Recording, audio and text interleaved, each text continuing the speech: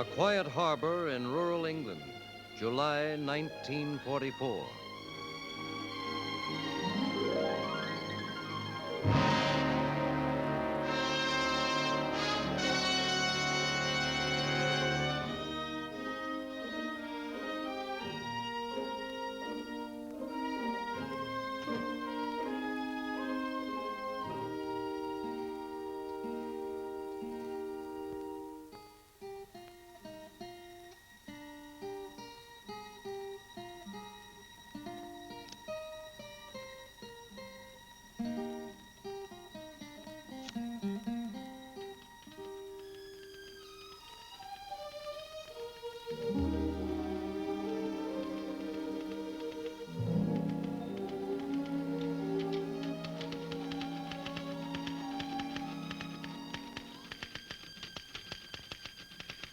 Dear Howard, we're back in home port now for our first real rest since D-Day, the day that saw the beginning of the greatest crusade in history, the freeing of an enslaved Europe. And thousands of young Americans helped open that road to liberation. Every hour, more are returning from the Normandy beachhead. Many of them on stretchers. Some are shipmates of the Coast Guardsmen in this barracks. It's hard to forget that. It's even harder to forget the others who will never come back to us. Only 3 weeks ago, we were all here together, working and waiting. It seems almost like yesterday. If only you could have seen this harbor then, the ugly, flat-bottomed LCIs. The smaller craft always on the go. The snub-nosed LCVPs that would spearhead the coming invasion. The fast Coast Guard rescue cutters that later were to save so many lives. Hundreds of ships and landing craft, each with its specific job. You remember young Bill Jackson, who sang in your boys' choir? He was serving aboard the rescue cutter Flying Angel. For months, Bill and the others were put through invasion maneuvers. They called them dry runs, and other terms not in our vocabulary. By now, the GIs were resigned to these seagoing excursions and convinced they had joined the Marines. Our men began to feel they were running a water taxi service. They kept hoping each dry run might turn out to be more than just another rehearsal.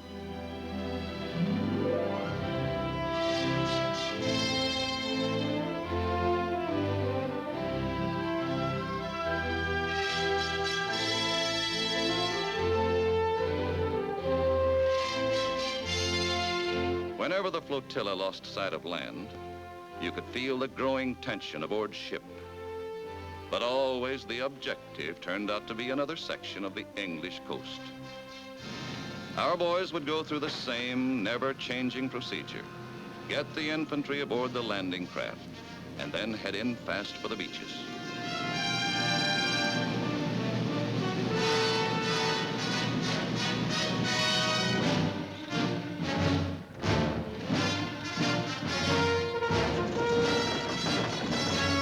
Soldiers and sailors all thought they were pretty good by now. They were, except for a few minor kinks.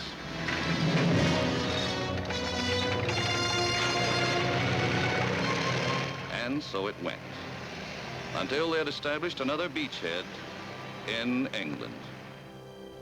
But it was the aftermath of every maneuver that really got our Coast Guardsmen down. Maintenance to them was just more monotonous routine. Get everything ship-shape so it could be all fouled up in the next dry run. Sometimes, if the lads were lucky, liberty ashore met a date. They were lonely for the long-remembered friendships of home. It helped, even for a little while, to get away from the ships and the maneuvers and the war they felt they weren't fighting.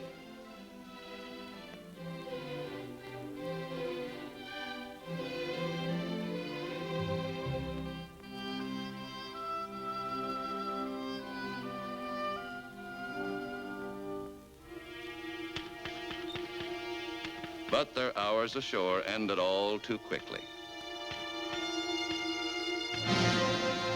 Another day, And once again, the harbor swarmed with men and ships.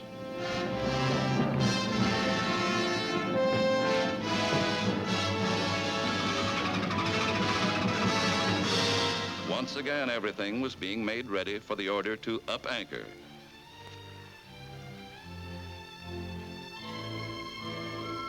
The LCVPs ferried the troops out to the waiting transports.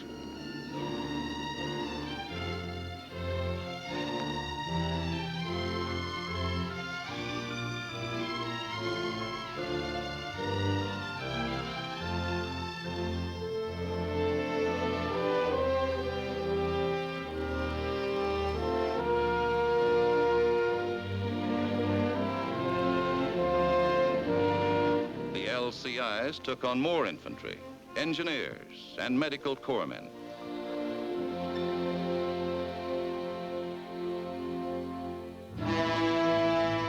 Every man had done it all 100 times before. Every ship and landing craft fitted into the operation like the parts of a jigsaw puzzle. A puzzle that always worked out in the same meaningless pattern. And then it happened. Attention, men, attention! From General Eisenhower to all soldiers, sailors, and airmen of the Allied Expeditionary Force, you are about to embark upon the great crusade toward which we have striven these many months. The eyes of the world are upon you. The hopes and prayers of liberty-loving people everywhere march with you. Good luck. That changed everything. Now the boys knew this wasn't just another war game. This time they would be playing for keeps.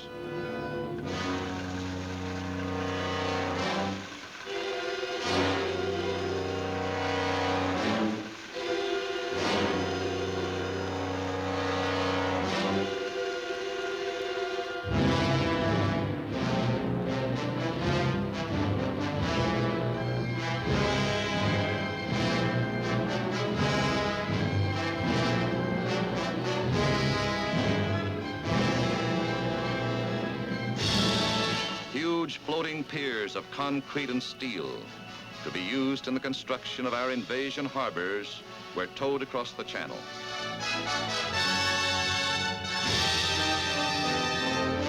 When we headed out this time, many of us wondered when we'd see the cliffs of England again.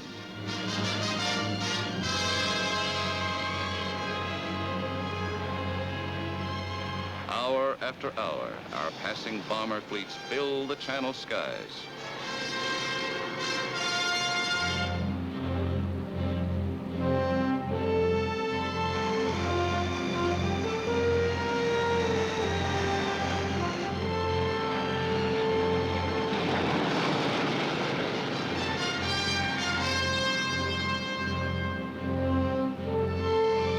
The men were quiet now, each alone with his thoughts and fears.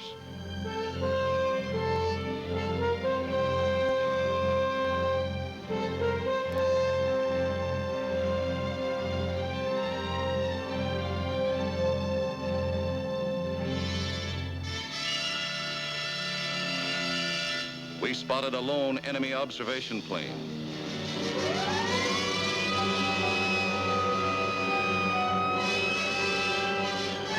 Our anti-aircraft guns went into action.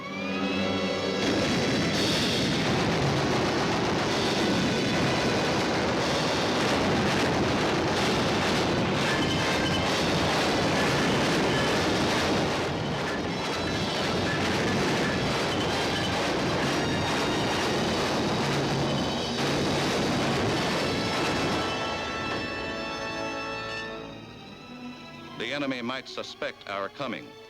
But when we would strike and where was a secret we meant to keep. All that day, following a zigzag course, we moved steadily and stealthily toward our appointed rendezvous off the coast of France.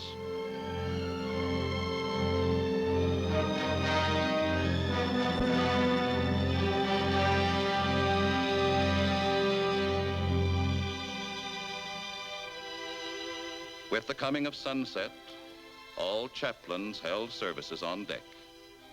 We were in God's hands now, And every man, no matter what his faith, sought strength and solace in prayer.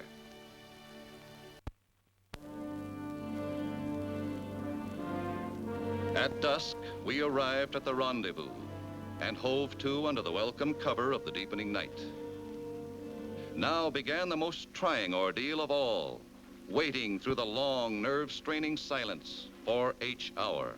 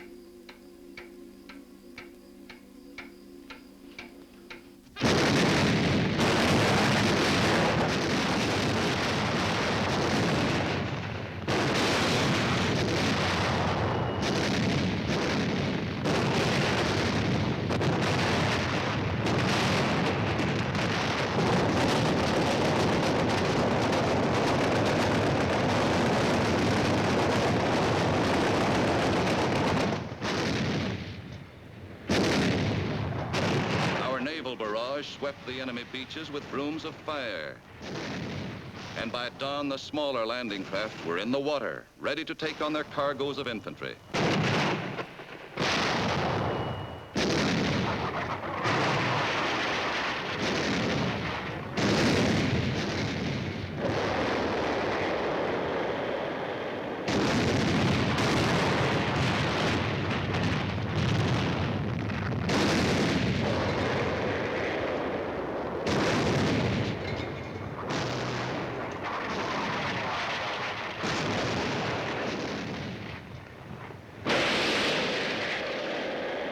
While the big guns fought it out with hidden Nazi shore batteries, our first wave moved in. From the skies, hundreds of planes provided air cover for the seaborne invasion below.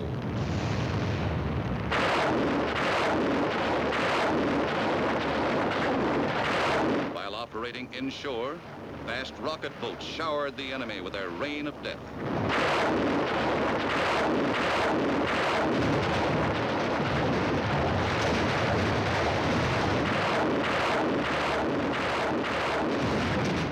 LCVPs moved in close to the obstacle barricade and dropped their ramps.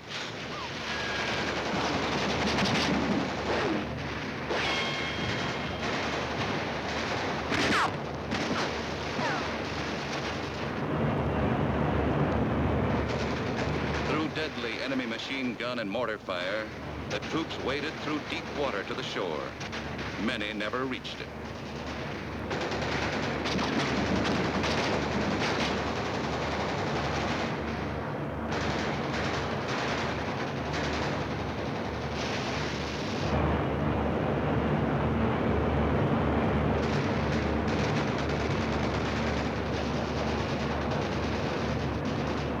Now the larger LCIs came shouldering in with more infantry to reinforce our hard-won foothold.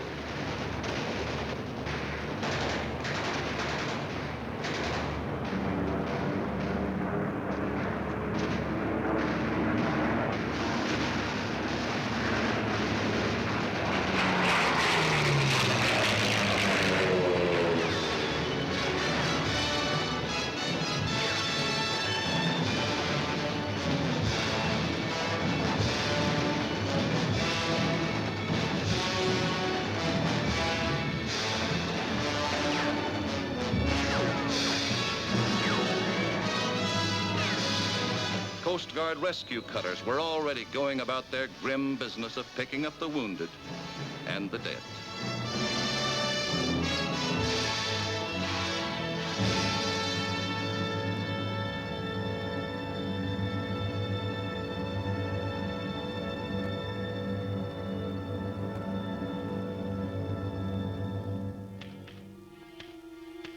During those next violent days, while we were fighting to extend our gains, thousands of men and vast quantities of supplies and equipment were shuttled in from the sea. We landed more medical field units, The severely wounded were carried to the relative safety of outlying hospital ships and transports.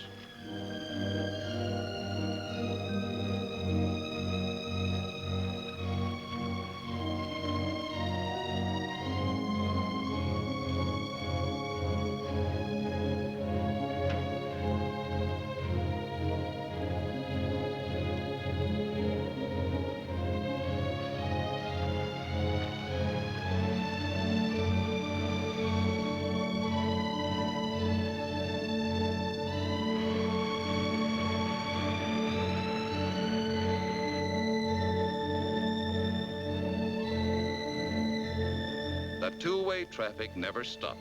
The wounded going out, the ever-growing tide of more men and material pouring in.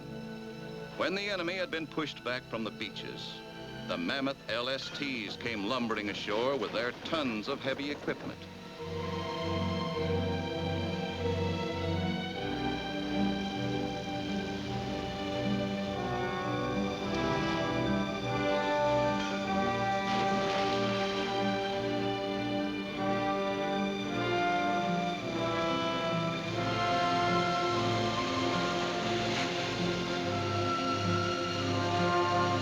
Our beachhead to Berlin was established.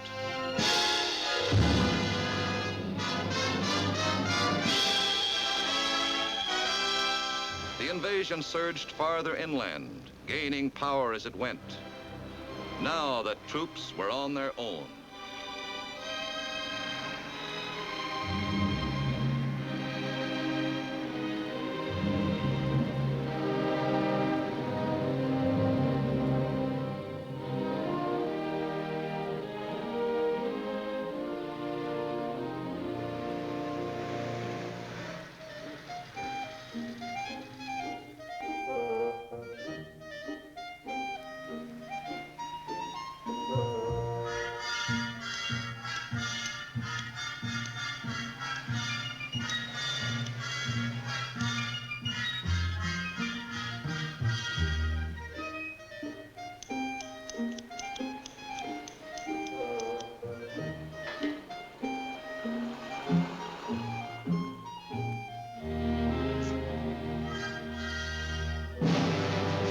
As the Allied armies rolled forward, thousands of German prisoners were filtered to the rear to wait until we had time to evacuate them.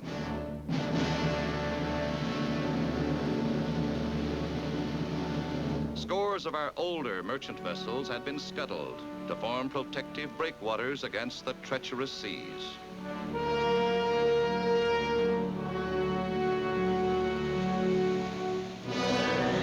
But now the full fury of a Channel gale swept our invasion coast.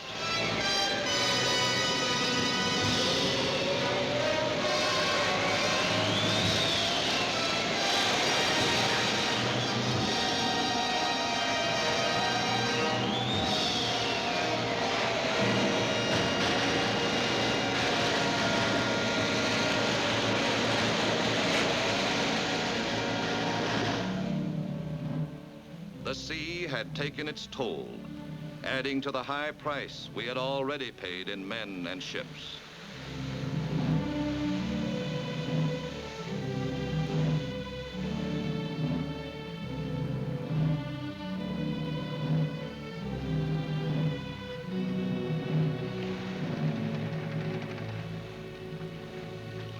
The Flying Angel was among our Coast Guard losses. Young Bill Jackson will never sing in your choir again. I have already written his parents. That's the hardest part of our task. Those last letters we of the Chaplain Corps must write. There are so many deeds of courage and sacrifice that cannot be measured in mere words. They must be recorded by a much greater power than is ours. So much for now, old friend. The great crusade of liberation is well begun. I myself have been more than fortunate.